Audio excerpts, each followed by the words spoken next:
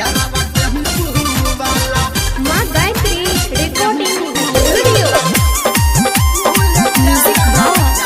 DJ Hariom Dali के गियरबा हमारे लयरबा तनिको नहीं डराला यारबा टेम्पू वाला डाली के गियरबा हमारे लयरबा तनिको नहीं डराला यारबा टेम्पू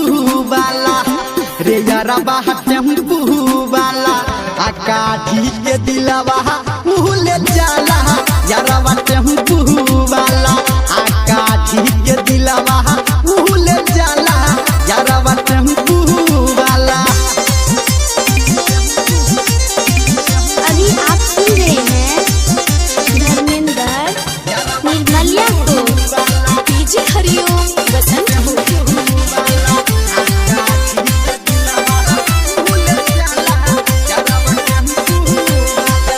सीनमा के बटन सखी रखेला खोल के आमन पगलावे पूतो मीठा मीठा बोल के सीनमा के बटन सखी रखेला खोल के आमन पगलावे पूतो मीठा मीठा बोल के झाड़ी के झुलपी उधप आवे ए सखी हीरो से कम नहीं लागे ए सखी हीरो से उता कम नहीं लागे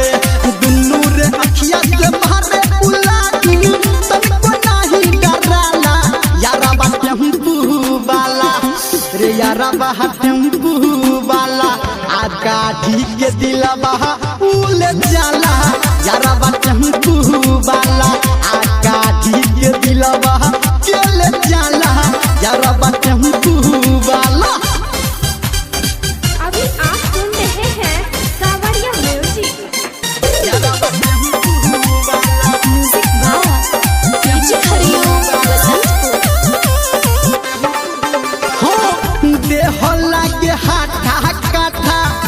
भोरल बगूदा आसन को लजाले ना ऊ लव यू बोले सीधा ये सखी देहला के हाथा काठा भोरल बगूदा आसन को लजाले ना ऊ लव यू बोले सीधा बुझले बात सब धरम अंदर भरल बागुन संजय खत्म के अंदर आ भरल बागुन दीपक लाल प्यारे के अंदर हॉर्न दबा के हैंडल घुमा के भुकुर भुकुर लाइक बारे यारबा टेम्पू वाला रे यारबा टेम्पू वाला आकाठी के दिलवा भूले जाला यारबा टेम्पू वाला